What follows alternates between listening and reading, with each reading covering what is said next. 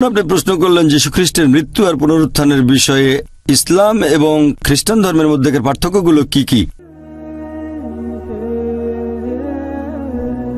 এ ব্যাপারে আমার লেকচারে সামান্য কিছু বলেছিলাম যে ইসলাম ধর্মে পবিত্র কোরআন বলছে সূরা নিসা অধ্যায় নম্বর 4 আয়াত নম্বর 158 যে আল্লাহ সুবহানাহু ওয়া তাআলা যীশু খ্রিস্টকে জীবন্ত অবস্থায় পৃথিবী থেকে উপরে তুলে নিয়েছেন। তাই আমরা বিশ্বাস করি যে যীশু খ্রিস্ট মারা যাননি, আল্লাহ তাকে উপরে তুলে নিয়েছেন। একই কথা আপনারা বাইবেলেও দেখতে পাবেন। আমি একবার একটা বিতর্কে অংশ নিয়েছিলাম যীশু খ্রিস্ট সত্যিই কি ক্রুশবিদ্ধ হয়েছিলেন। আমরা বিশ্বাস করি যে যীশু খ্রিস্টকে আসলে তখন ক্রুশবিদ্ধ করা হয়নি। এটা আমি বাইবেল দিয়েও প্রমাণ করতে পারি, তবে সেজন্য সময় লাগবে। আমরা সেটা বিশ্বাস করি। আর বাইবেলে কথা বলেনি যে যীশু খ্রিস্ট বা ঈসা আলাইহিস সালাম ক্রুশবিদ্ধ হয়ে মারা গেছেন। তবে সাধারণ খ্রিস্টানরা একটু অন্যভাবে ব্যাখ্যা করে। তারা এই কথা বলে যে যীশু খ্রিস্ট ক্রুশবিদ্ধ হয়েছিলেন। এজন্য আমার ভিডিও দেখতে পারেন যীশু কি সত্যি ক্রুশবিদ্ধ হয়েছিলেন। দ্বিতীয়বার যীশু খ্রিস্টের আসার ব্যাপারে বলতে গেলে আমরা মুসলিমরা বিশ্বাস করি যে যীশু খ্রিস্ট বা ঈসা আলাইহিস সালাম আবারও এই পৃথিবীতে আসবেন। এমনকি খ্রিস্টানরাও এটা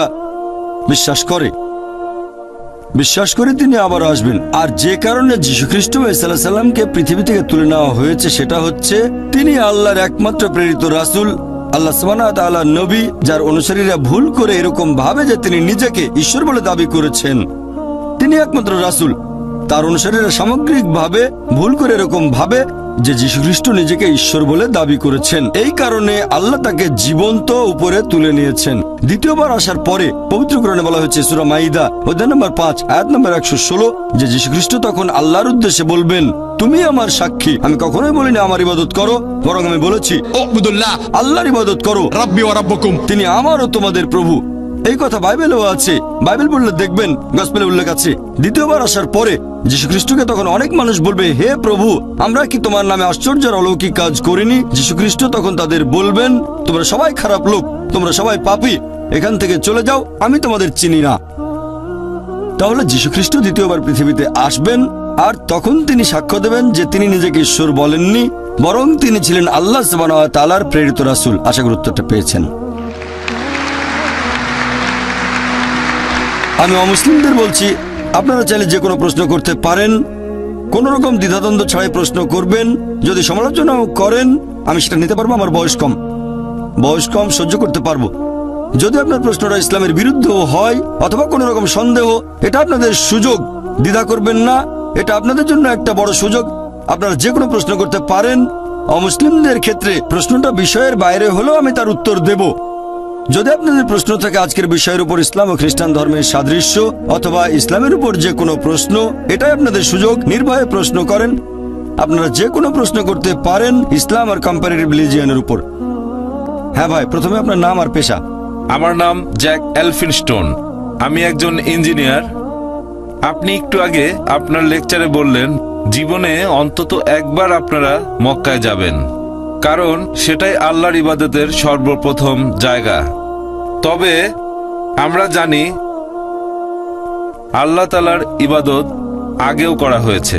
আদম, নূহ, মুসা, এরকম অনেক নবী রাসূল সবাই আল্লাহ তাআলার ইবাদত করেছেন, তবে সেগুলো মক্কায় ছিল না।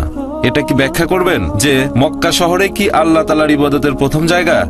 ভাই, খুব সুন্দর প্রশ্ন করেছেন। যে বাইবেল বলছে, এমনকি পবিত্র কোরআনে বলছে এ কথা।